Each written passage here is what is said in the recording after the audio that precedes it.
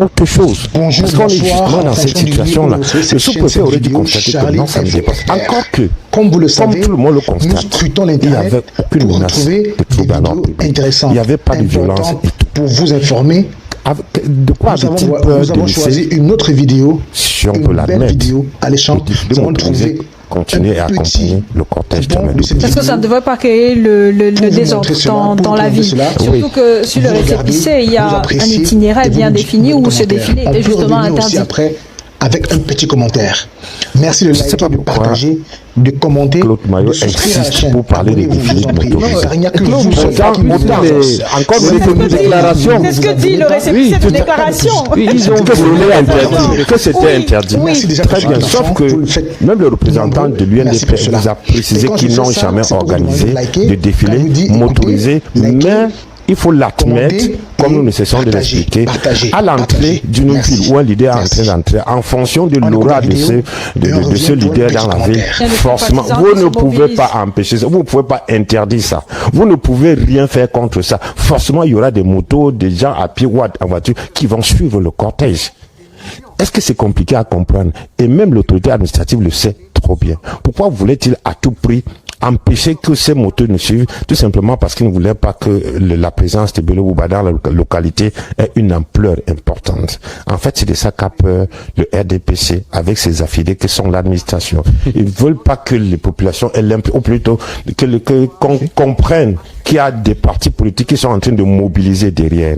Ils ne veulent pas qu'on comprenne, surtout dans cette partie du septentrion, que après la défertion de ces leaders politiques, ils sont en train d'entraîner avec eux une masse importante des populations.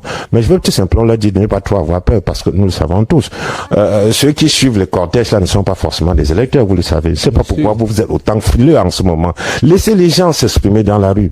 J'étais en train de dire quoi? Que la sensibilisation, ou bien la sensibilité du moment, c'est plus les autorités administratives qui sont censées le savoir et se garder de poser des actes qui peuvent mettre l'huile sur le feu.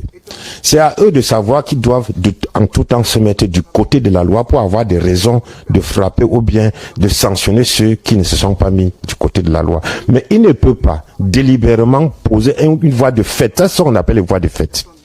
Et la réaction des populations, c'est également ce qu'on appelle en justice, en droit, la légitime défense, si on peut le dire ainsi. Et c'est des choses qui peuvent s'expliquer.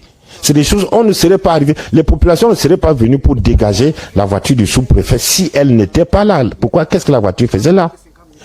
Je regarde souvent les films, ou bien documentaires policiers à la télé, et je me rappelle un de ces films où on était en train de chercher des éléments pour culpabiliser un justiciable.